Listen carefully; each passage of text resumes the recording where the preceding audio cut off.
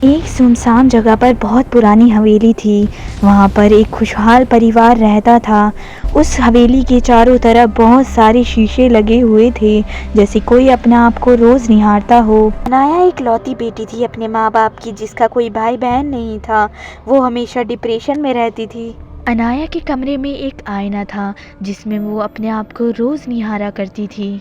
एक शाम जब वह अपने आप को निहार रही थी, तो उसे एहसास होता है कि कोई उसे देखकर हंस रहा है। यह सब कुछ देखकर अनाया के चेहरे के रंग उड़ गए और वह बहुत डर गई। अनाया इतनी डर गई थी कि उसने उस शीशे पर कपड़ा डाल दिया।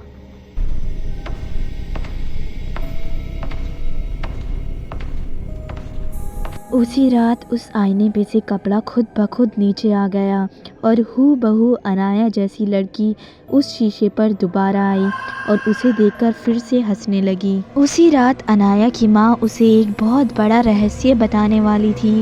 वह अनाया को बताती है कि बेटा, मुझे तुमसे एक बात कहनी है।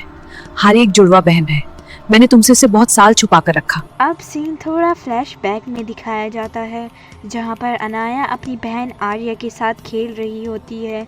तभी आर्या को कोई पीछे से धक्का मारता है और वो पानी में गिर जाती है। तभी आर्या को जल्द से जल्द हॉस्पिटल लेकर जाया जाता है। Airways clear. IV is in. Epinephrine ready. ज़्यादा खून बहने की वजह से डॉक्टर आर्या को बचा ना पाए और आर्या की मौत हो गई।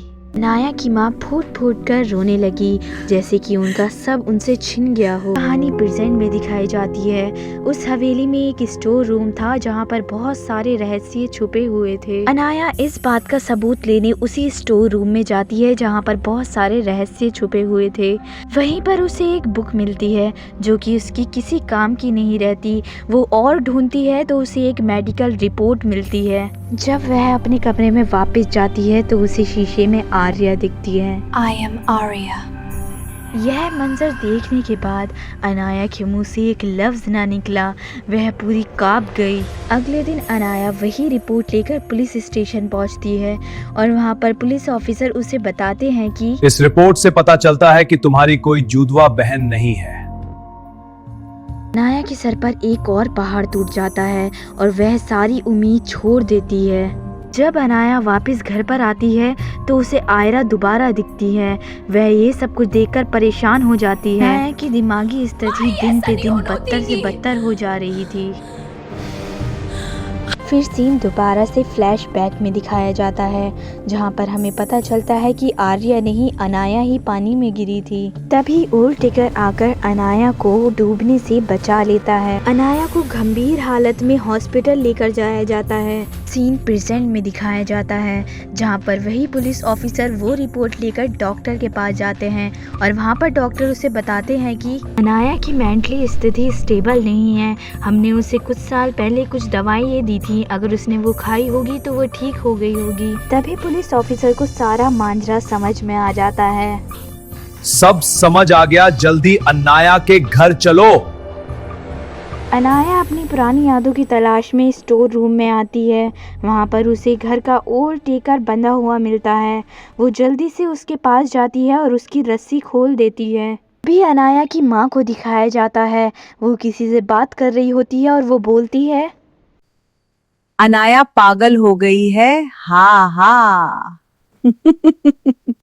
अब ये घर मेरा हुआ। किसी को कुछ नहीं पता चला, मैंने आन्या को पागल करने वाली दवाई दी। तभी वहाँ पर पुलिस ऑफिसर आ जाते हैं और कहते हैं, तुम्हारा बहुत हुआ, बस अब चलो जेल। ये क्या कर रहे हो तुम? तभी सच्चाई सामने आती है और अनाया की माँ कहती है, हाँ अनाया, मैंने वो खेल रचा था। वो दवाई, वो जहर मैंने ही तुझे दिया। तेरे होश को तेरी ही आंखों से छीन लिया। मुझे चाहिए थी ये कोठी, ये सारी जायदाद। तुझे पागल बनाकर करनी थी तेरी जिंदगी बर्बाद।